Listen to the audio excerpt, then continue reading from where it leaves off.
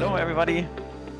Vida, Professor Nomikos, welcome. Thank you very much for participating in this podcast in the We Think Security series. Today, we will be looking at discussing energy security in the Mediterranean and Eastern Europe with Professor John Nomikos and Vida Radziborinska as the moderator. And yeah, Vida, I would let you do the procedure. Thank you so much, Inga. Pleasure to see you both today. So, John, it's a really pleasure to see you right now here with us, and I would like to introduce you to the audience. So, Professor John Nomikos is the director of the Research Institute for European and American Studies in Athens, Greece, and you're also the chairman of the European Intelligence Academy and founded editor of the Journal of European and American Intelligence Studies. So, great journal. I always like to read this journal. And you specialize in energy security, Black Sea, Eastern Mediterranean region, NATO security, hybrid warfare, and critical infrastructure. You were working in the United States, in UK, Germany, Finland, and Norway. So that's a really extensive bio. Thank you so much for being with us.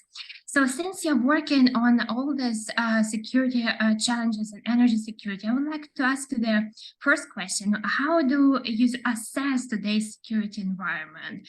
What are the current challenges in the field of energy security? Thank you. Good morning from Athens, Greece, Vera and Mr. Ingo. Also, I do really appreciate to share my knowledge with you. It's a pleasure and an honor for me.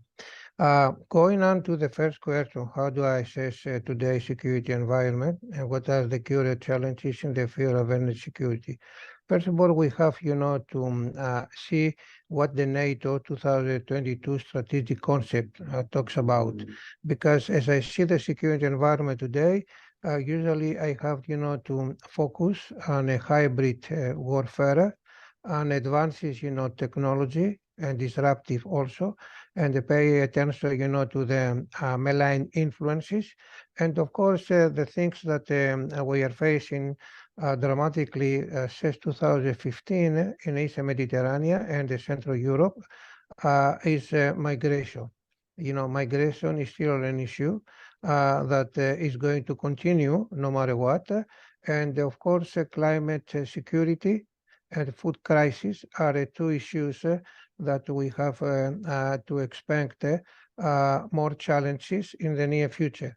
So as you can see, except the Eastern Mediterranean, Central Europe that we focus today, we should, include to some extent then security, stability or instability, either one from North Africa, because many things happen there that affect Eastern Mediterranean security challenges, as well as in Central Europe. So I see a lot of security challenges, coming up, and the security environment must not be as much stable as we would like to see in the coming decade. Vera. Thank you so much, John. I know that in Brussels we discussed a lot strategic concepts, strategic compass from the European Union and also the security environment. So definitely lots of challenges to think about. So if we talk about energy security specifically and also risks that we face right now, thinking about critical infrastructure in the Eastern Mediterranean, Eastern Europe, what are those risks? Well, yes, Vera, this is a really, provocative question, because about the risk and security, especially in the Eastern Mediterranean and Central Europe, related to the critical infrastructure. Look what happened yesterday in Kherson. Now, everybody's blaming each other, but the people suffer because they broke, the dam. So this whole area is flooding. And we have today, many lives are destroyed and many critical infrastructures have been under tremendous pressure. So as you can see, when a conflict goes on, the critical infrastructures are the first one to be attacked, which affect people's life, regardless of who is blamed, regardless of who is responsible for that. This is the second one. So critical infrastructure is number one, for the safety of the people. So in Central Europe, especially in Ukraine, we could see, what happened. Another thing that really worries me in the Eastern Mediterranean and Central Europe is a cyber operation. What cyber operation means? It could be covert operation by different, rivalries that would like, to make a lot of distraction.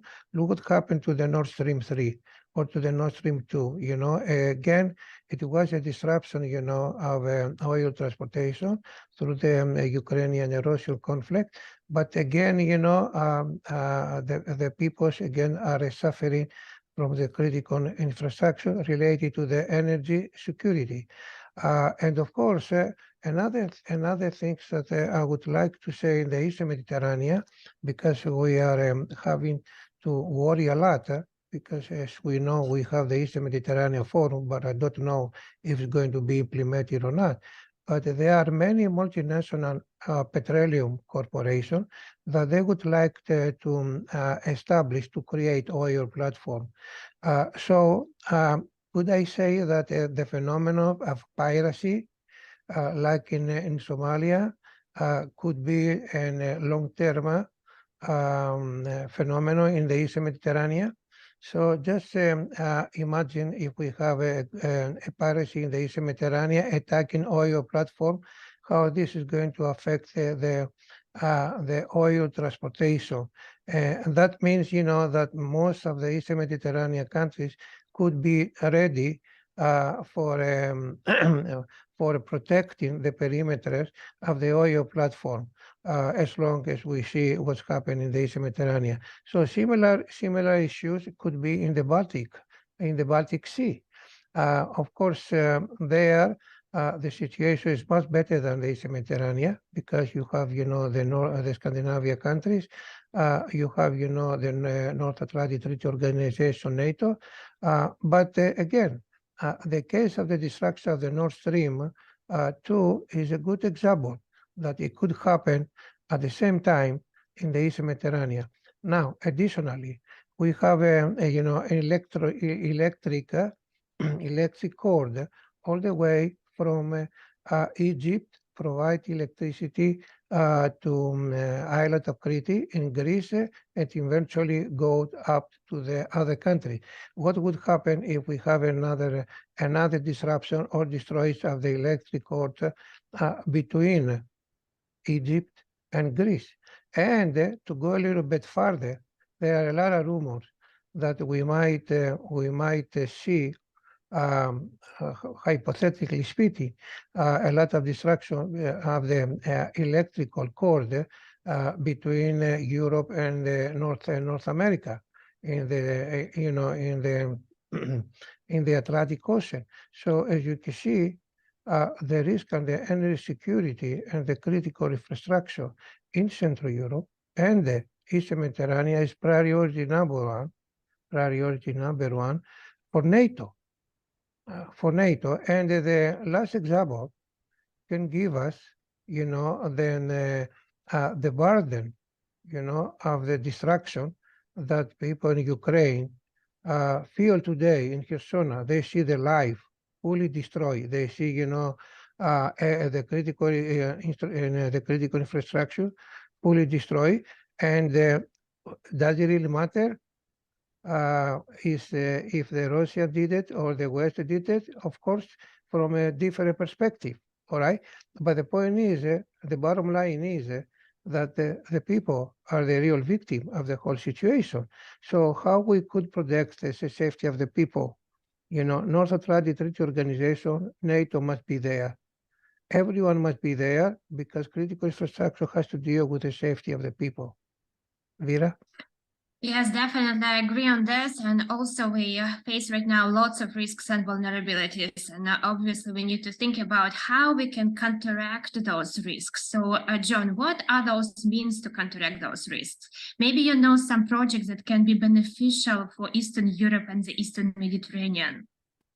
Well, that's quite interesting that you asked. The point is, as far as I see it, the best remedy, the best medicine to this is to have, a preemptive action that requires intelligence sharing.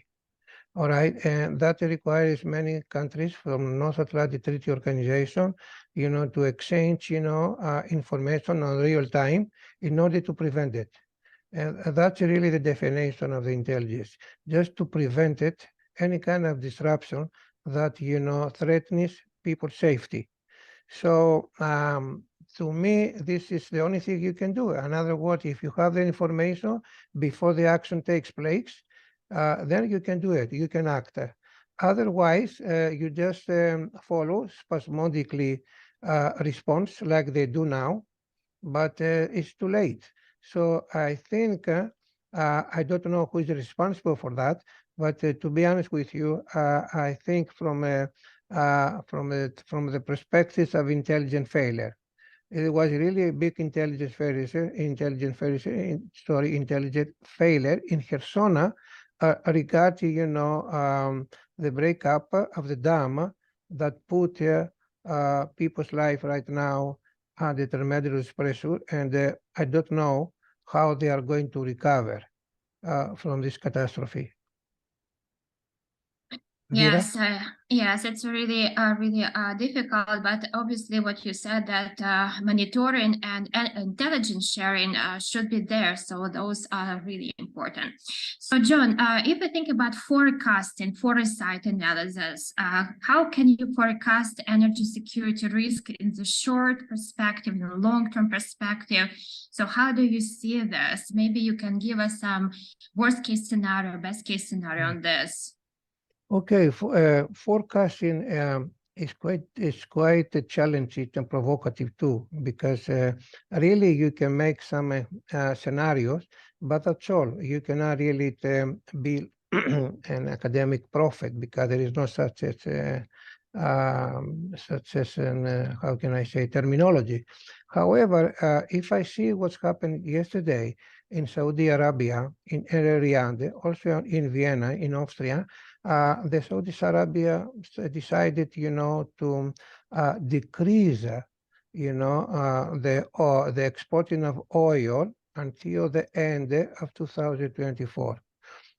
This is going to create a lot of geo-economic, not so much geopolitical, but so geo-economic, challenges and development in the region. Does that mean that Saudi Arabia decided to reduce oil by the end of 2024? The prices will go up, possibly. Does it, give it a lot of pressure to the other, countries that produce oil, like the African states, to be, under, tremendously pressure regarding the prices? Possibly, yes. Who's going to win, from this OPEC decision that Saudi Arabia decided voluntarily, to reduce the oil transportation to the other countries, especially China, and that needs urgently oil. Who is going to win from that? Possibly United Arab Emirates. So what they are going to do, they wanted really to enhance, to support Gulf state in order to stabilize the prices and to support each other. Especially the United Arab Emirates is going to be a winner, because they have the capacity now to increase, the barrel of oil exporting. The African countries who produce oil are losing a lot, and this is going to affect also, the Eastern Mediterranean, because we don't have another alternative. I mean, the Eastern Mediterranean Forum is not active, and the countries in Eurasia, like Azerbaijan, is going to be affected too. In Southeast Asia, countries like Malaysia, Brunei, will have, some changes, to the oil export, because of the Saudi Arabia voluntarily reduce, if I'm not mistaken, 9 million barrels by the end of 2024. So as you can see, Eastern Mediterranean and Europeans in 2024 will have, some tremendously, pressure on the economic development. Many people might see, practically speaking, the prices of the electricity bill goes up. And do we have a recession in 2024? I don't know. It might be. Do we have an election in the United States in 2024? The answer is yes. So how the European challenges in our region, Central Europe and Eastern Mediterranean, plus the rest of the European Union, plus North America and the United States, will have to deal with all these issues. So what the Saudis, as a scenario, as a real scenario yesterday, decided to do that, it might have a long-term forecasting, effect and strategy to all of us. Vera? Yes, definitely agree on this. So we need to think about long-term perspective and also relate all these risks right now, vulnerabilities right now. So John, if we think about some energy projects that can link, for example, the Eastern Mediterranean, Eastern Europe, what are those projects? Maybe you know something going on, or also maybe some countries as Azerbaijan can also assist in these projects, energy projects. Well, to be honest with you, I don't really know any big project dealing with oil, petroleum, energy security. Yes, I've been to Azerbaijan beginning of May. It's a country that is very active on oil energy. Azerbaijan really tries to be an alternative route to Europe and exporting oil to Europe through Turkey, to Greece, Bulgaria, Albania, all the way to Hungary, Budapest. So they are, having this project, they are very enthusiastic how they can provide it, they're exporting as another way to reduce, Russian exporting to Europe. In other words, they would like to have more routes for European state and not to have a monopoly from Russian goods to European countries. So, but again, we have to wait to see. We have to wait to see how this is going to be implemented and how this is going to be a realistic approach. So the Azeris are having this project, but like I said before, we have to wait to see, because right now, realistically speaking, we see, Russian oil goes to Europe. The East Mediterranean Forum is not implemented yet. And the countries that produce oil right now is the Gulf State, Algeria, Libya, and all these countries in North Africa, they feel a lot of security challenges. Libya have a civil war, and Algeria is not so stable as we could imagine. Vera? Yes, it's definitely very challenging. So we talked about a security environment. We talked about energy security risks and vulnerabilities, and we also talked about forecasting. So right now, I would like to hear from you your recommendations. Finally, how to strengthen energy resilience. How do you see energy resilience in the future? What is the role of NATO and other stakeholders, also private sector? We need to include all different stakeholders, and of course, in thinking about energy resilience. Okay, let's say to me, regarding recommendation. Number one, the synergy, the collaboration between public and private, institution, authorities are extremely important, number one. Number two, what we see, we need to see the NATO member state build up some kind of resilience in order to pursue, clean energy strategy. All right, I don't know how this could be, supported, because what we see recently was that in case of Greece, that the government tried to push the green clean energy, but unfortunately the prices of the electricity was skyrocketing, and then they tried to go back to the coal in order to keep the prices as stable as they can.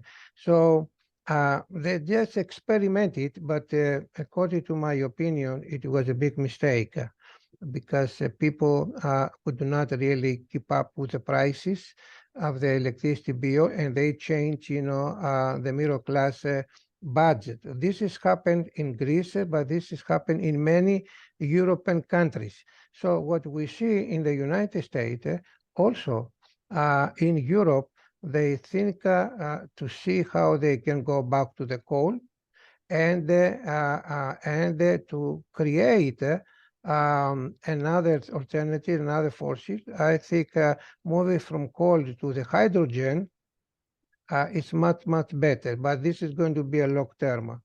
So related to the energy security, I think most of the EU member states, they must sit down and realistically see what are the possibilities to the recommendation. Do we need the coal in order to keep stable prices? Yes. Do we have to wait as a recommendation to the green clean energy until the environment and the societies are mature for that? The answer is yes. Do we have to make some experiment, some more research and development of the hydrogen? The answer is yes. I think we need to be more realistic and not just to discuss about issues that create more problem than giving a solution. In other words, sometimes I feel that utopia feels good to us, but it doesn't really solve the problem. We need to see our realistic, our pragmatic needs before we go. So if I have to recommend something, I would probably go in the short term coal, in the long term hydrogen, and in the middle to see how hydrogen could become one of the best solution to the green clean energy. That's how I see it. Yes, thank you so much, John. So, and if we think about role of NATO industry, private companies, how do you see them in the future? What their role should be if we think about energy resilience? Vera, I read, the 2022 strategic concept of NATO, which I found quite, beneficial and very effective.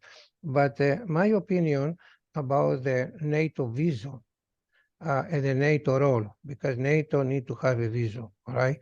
And I see that NATO must remain a credible and reliable alliances by building capacity to absorb the consequences of both transnational and conventional threat. What do I mean by say to absorb the consequences of transnational and conventional threat? First of all, developing resilience. Developing resilience strategies, among the member states. Why? Because what will happen if we have another pandemic after COVID-19? I'm not saying we are going to have, I'm saying if, all right? I don't know, like I said, no one is prophet. No one is prophet, but would not like to be again caught by surprise. So building resilience, number one. I wish we're not going to have a one, but dealing with the vision of NATO, everything has to be included. What happened to the climate change? The climate change right now is one of the biggest security threat. Look in Greece. Here in Greece now we have it 7 June, we don't have a summer. We have the weather is cooler, a lot of raining, and according to our forecasting meteorological estimate, they say that July is going to be not a warm or a hot or a heat wave, but a cool month. So are we going to have a summer time or period in the Eastern Mediterranean? That's quite different.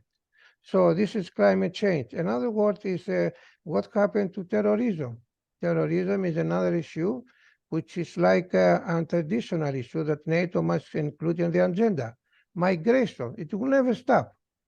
As long as we have dehydration and food crisis in Sahara, in Sahel, and in countries like Mali, Chad, all these people sooner or later would like, to move because of survival, to places that they have a better way of life. And who is this area? Possibly Mediterranean. So we are going to have enforced migrant from Africa in the next 2 decades to move to the Eastern Mediterranean, Italy, wherever, Greece, and so on. So migration is there, climate change is there. And of course, we have to worry about a little bit, as NATO has to take again in the agenda, the emerging and disruptive technology. That means disruptive technology, a lot of malign influence on cyber security. And never forget the disinformation. The disinformation is part, of the cyber security covert operation. And I would like to conclude, Vera, that NATO can defend to all these conventional and transnational, threat by effectively pay attention as much as they can on intelligence sharing. The best tool, to deal with all these threats, the absorption of the consequences of transnational and the conventional threats, is to have information. But you need to have information before the act. And who can provide this information? The member state. So the member state need to act collectively on sharing information, all right, in order to build resilience for the safety of the peoples in the Eastern Mediterranean, Central Europe, European Union, and in generally, in our societies. So for me, you need to persuade all the members that sharing information is for the benefit for everyone. Even though I do realize that sometimes sharing critical information is not easy, but keeping for yourself, creates more problem that you can imagine, because, the problem, that you might see to some other country by keeping this information is going to touch you sooner or later. So share information with your other partner in order to save everybody's life, including the country that they have this information. Vera. Yes, thank you so much, John. Definitely, we need to anticipate security challenges and risks. And of course, intelligence sharing is crucial there. That's why we need to think about how we need to do it all together. Thank you so much, John. It was a pleasure talking to you today. And of course, thank you for sharing your views. Thank you very much, Vera. Thank you very much, Ingo. Can I, from my side, have a few follow-up questions? Yes, Ingo, you can. Yeah, super. So thank you very much. That was very, very interesting. I wanted to go a little bit into details on this attack on energy infrastructure in the Mediterranean. Do you have some suspicions, or do you see maybe any potential threats increasing in the future? So is that gonna be more state or non-state actors? And is this maybe gonna use the same mechanism as saw on the Nord Stream platform, maybe unmanned vehicles on the cables and pipelines, or still gonna maybe focus more on land infrastructure, like the what's it called, substations? Then, or how would you see the threat maybe? Ingo, if we compare what's happening to the Nord Stream by the destroy the pipeline there, I could see quite easily a country or a non-state or any other group to destroy, the electrical cord, between Egypt and Greece. This is a threat that it could take place, and from any country that would not like to see the electricity moving from North Africa to Europe. Another thing is that if, like I said, in a critical infrastructure, there are right now many multinational oil corporations like Eni, like Shell, that are taking place in Cyprus, in Israel, in Greece, and in Egypt. So related how they are going to make the digging and put some platform. So you know who is there who do not like to see the emergence and the growth of this development. There are many countries that they don't like to see that. One of the countries that is going to affect its oil prices policy and lose some money is Russia. The Russian Federation would not like to do that. That's why they are quite involved right now in Algeria, in Libya, and in Sudan. Maybe the Russian armed forces are not there, but paramilitary groups like Wagner is active in the region. So the Russian would not like to see this kind of developmental energy security project to go on.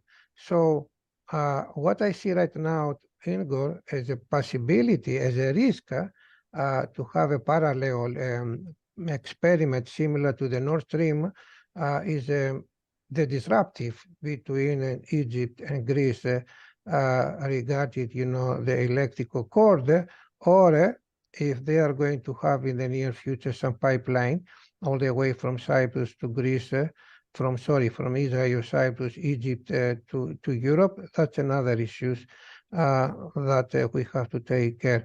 But this is hypothetically scenario that we have to take into consideration because they are under construction, which it's not really like in Central Europe that there is a pipeline all the way from Russia. You go to Ukraine, to the Nord Stream, to the Baltic State. They are there, but in Greece we can learn.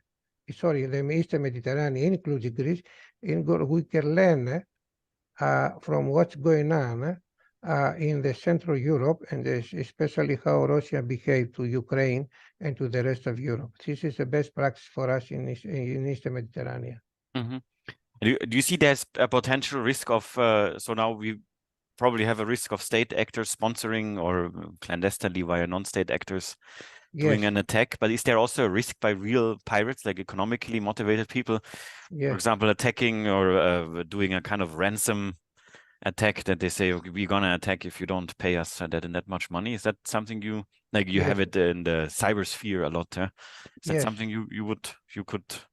Yes, the piracy phenomenon that we see, in Somalia, it might be like right now as something that it's not very popular, but it could be. It could be from non-state actors. I'm not saying that the Somalians will come there, but there are so many groups like Al-Shabaab, in North Africa, ISIS, and so many, proxies from different countries, especially, Hezbollah or other network, that they could take any action, and non-state actor, to create a disruptive, to create disruption, in all these projects. So sometimes, like I said, state versus non-state actor could be very, emerging and very active and so on. And now my opinion is that the non-state actor could do the job much easier and more productive than the state actors. So, this is something that you cannot exclude or ignore in the Eastern Mediterranean. Igor? Yeah. Okay. So, thank you very much. Super interesting. I was just wondering, because you were mentioning Saudi Arabia, the potential of rising, basically reducing production, rising oil prices. Do you think there's their strategy behind this? Well, that's a very complicated. That is very complicated, Ingo, because what Saudi Arabia did yesterday voluntarily, according to my opinion, is not really psychologically good for the oil prices. But look what's going on there. Very briefly, Saudis and Iranian open embassies. They didn't talk to each other for many years. Now the Saudis reapproach Iran. You see, Qatar again is trying to develop, a relationship with Saudis. They didn't even talk for many years. You see what's happening in Bahrain. You see what's happening in the United Arab Emirates. You see the active role of the BRICS, the BRICS forum. The Brazilian, the Russians, South Africa, India, and China. You see the Iranians, try to stop to some extent the civil war in Yemen. So what we see, we are leaving the unipolar world as we need today, and we are moving to the multipolar. So Russia, China, United States, and Europe are, and allow me to say India. Allow me to say India are the major players with each other right now. As you can see right now in the near weeks, don't be surprised if you see some conflict between Iran against Afghanistan and vice versa. This is really something strange because the Iranians and the Taliban always used to work together, but now they are almost, coming to some kind of emerging conflict.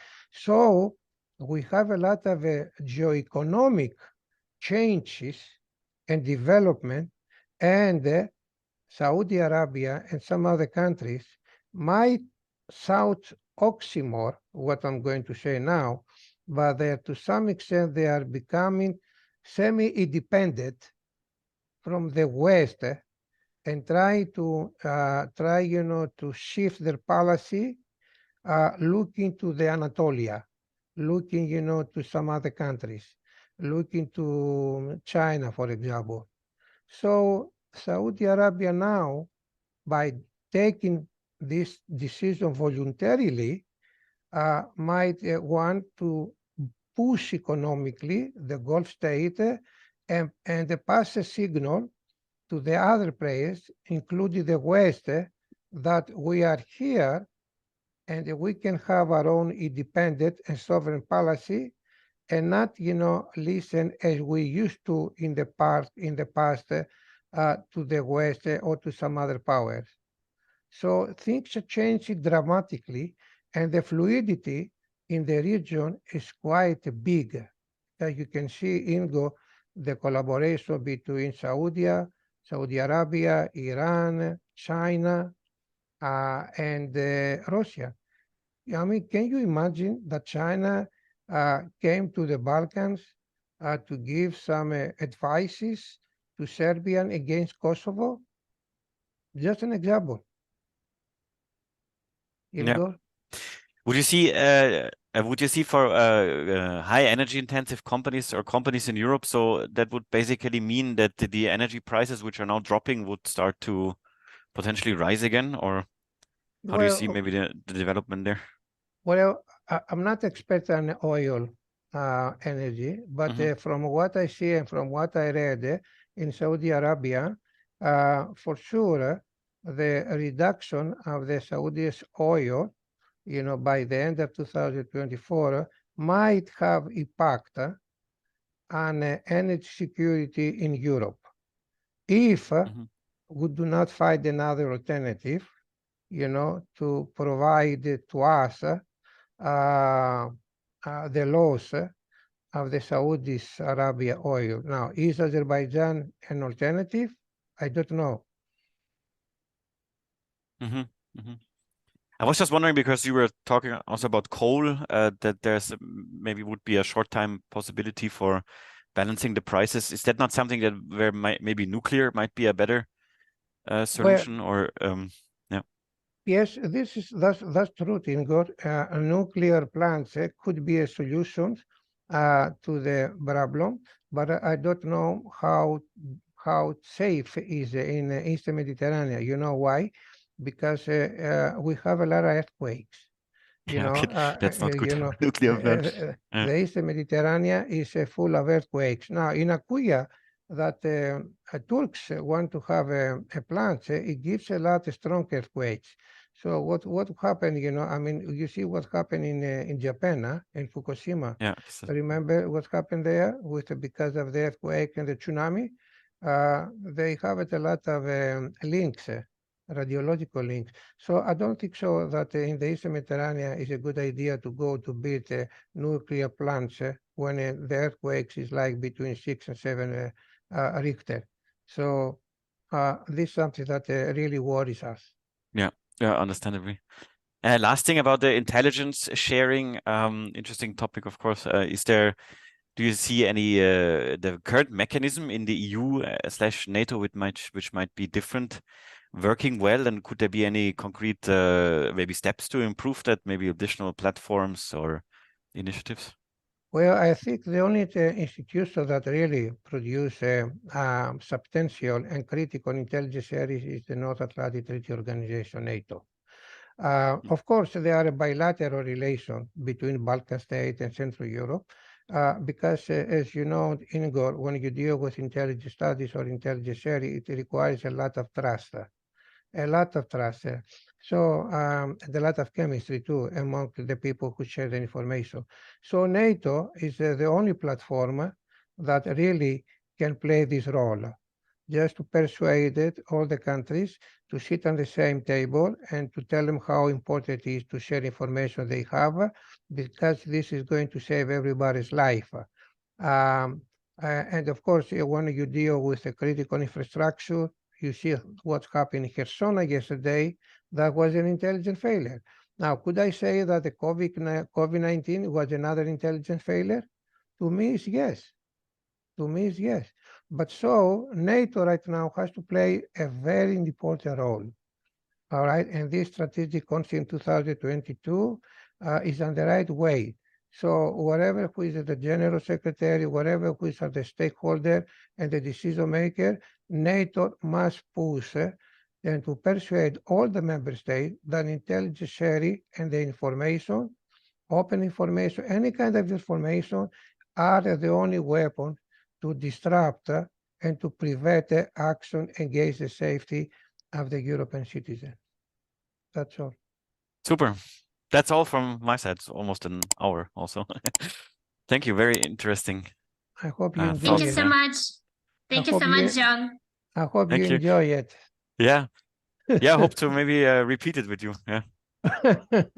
All right. Thank podcast. you very much, Vera. It was Thank a you. pleasure for me. Thank Yeah. you very much. Yeah.